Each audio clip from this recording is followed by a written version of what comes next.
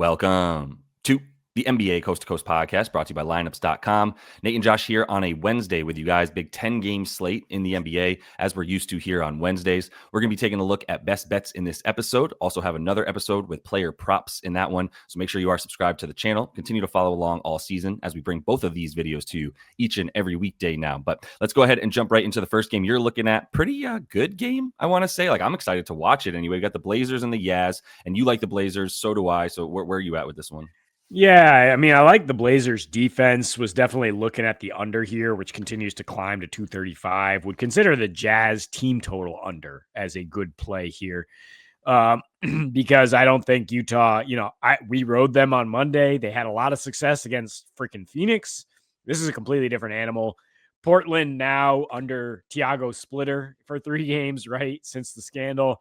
Number 4 in defensive rating, number 1 limiting field goal attempts, forcing turnovers, 4th limiting 3-point attempts, and the 5th best defense in the restricted area.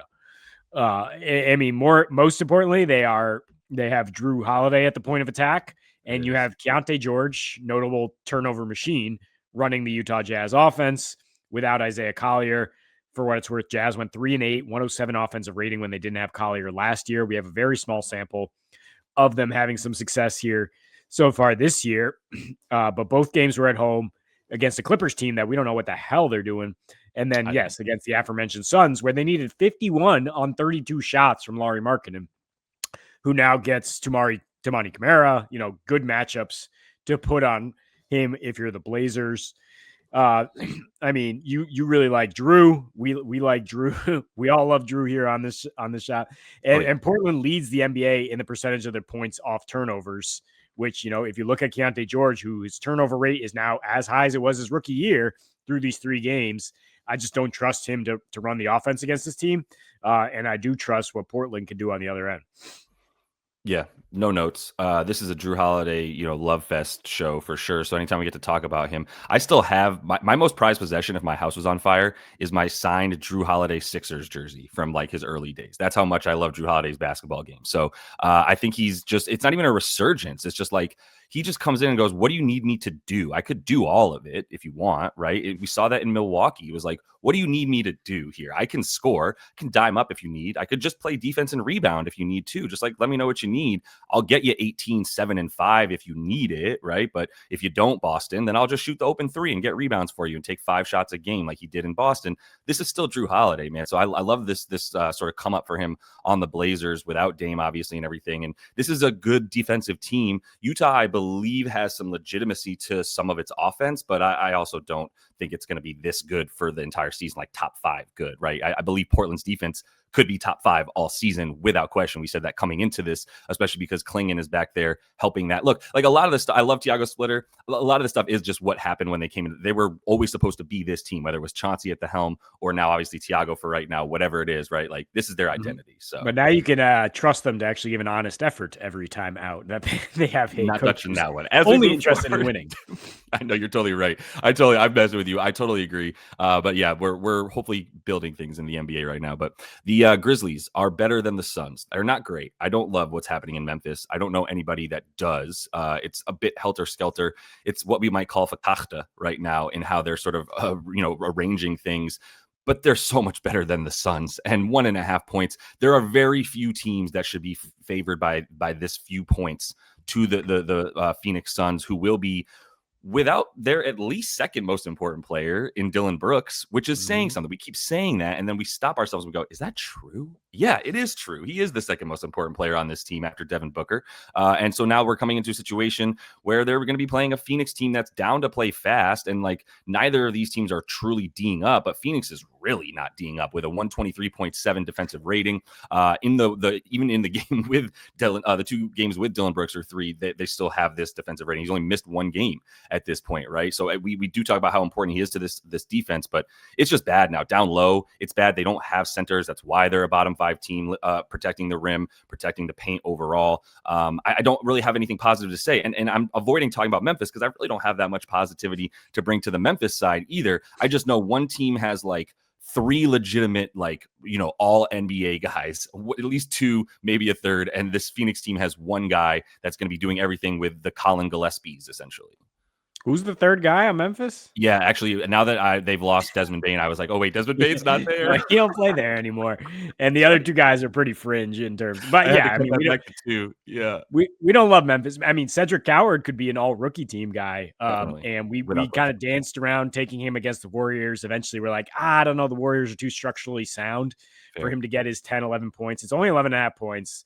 Still only 1.5 threes for Cedric Coward. Yeah. So that is something I will say positively about Memphis against this poor Suns defense, which if Jalen Green's ruled in, do we not just fire the over, even though it's 241.5? Like there's just going to be no defense played. He's going to be out there gunning.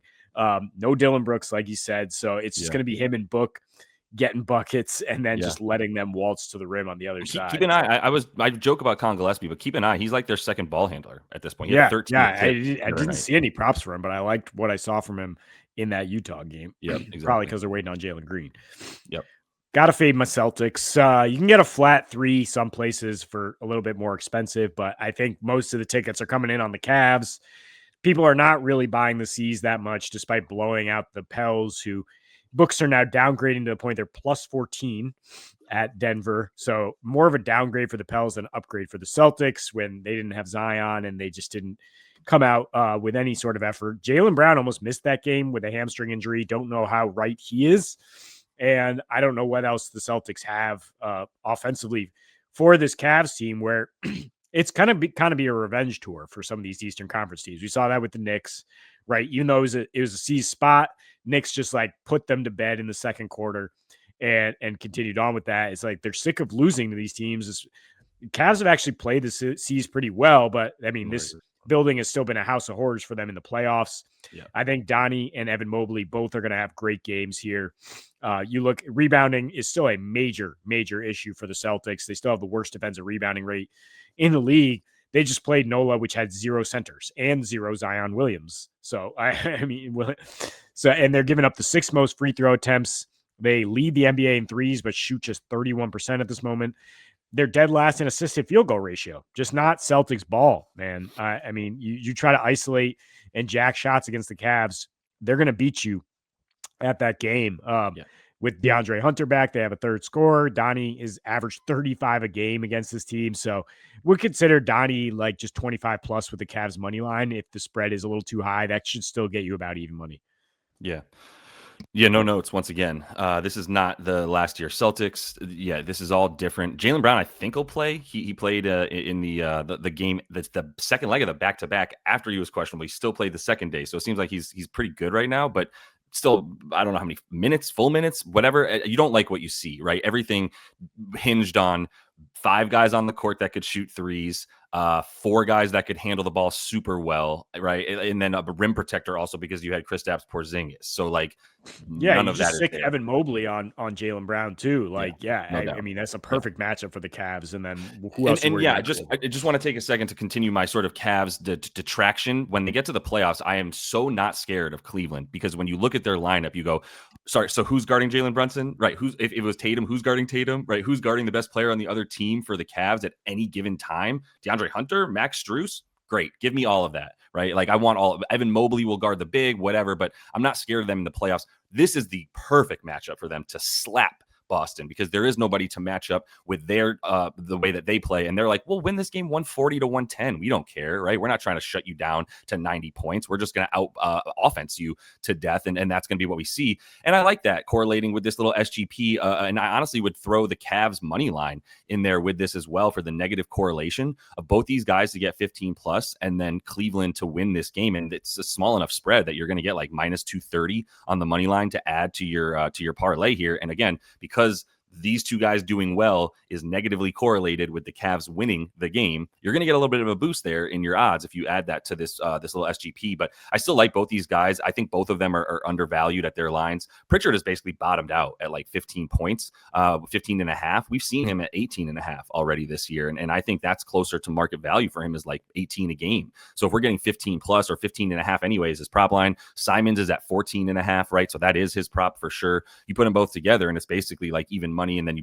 parlay it for the plus 180. I'd like to find 2 to 1 if I can, but I think if you add this Cavs money line, you will get that to 3 to 1 for sure, and that'll be a really nice look for both these guys. Pritchard has been shooting poorly. He's definitely been impacted by playing against starters from the jump and not coming in and taking on, right, like either a tireder starters unit or the backups that come in for that the opponent, whatever, that's impacting him, no question. And Simons was bottomed out and he's starting to go up, but like it hasn't caught up to the fact that he's going to keep playing 30 minutes. And actually, I like blowouts for Simons as well as the guy that they're just like, just whatever. That's why Anthony's here. Like, he's not really a Celtic. He doesn't play defense. He's not a good passer. He doesn't have that much court vision, right? He's a really good athlete that can shoot and get to the rim and often the free throw line, but that's not a Celtics player. I think he's here to be like, just handle business. You're the interim quarterback, if you will, as we wait for everybody to come back next season. So this is just a prime spot for the Cavs. I know a lot of people that are just slapping their spread here. Yeah, I mean, Simon's kind of like an eject button for Joe Mazzulla. It's like, all right, this is not going well. Let's just try to get some more offense out there. Yeah, so I think we expect this to not be going well in terms of the Cavs pummeling them. I mean, the Cavs don't have the best defensive guards on their roster right now, though. So yeah, I think it's fair to say the Celtics guards should have some success. And if Jaylen Brown does get shut down by Mobley, other guys are going to step up. Yeah, it's actually going to be a better backcourt defensively because Merrill's not terrible, but like Lonzo is going to get a few more minutes, so they're going to be better. Merrill's out tonight, on the perimeter. Yeah, but I'm not worried about Donnie or even DeAndre Hunter, anybody like that guarding guys out there. So that is all the time that we have for you in this one, though. Make sure you do check out the other episode that we have up with player prop specific looks for you guys in that one. And until we see you next, happy betting.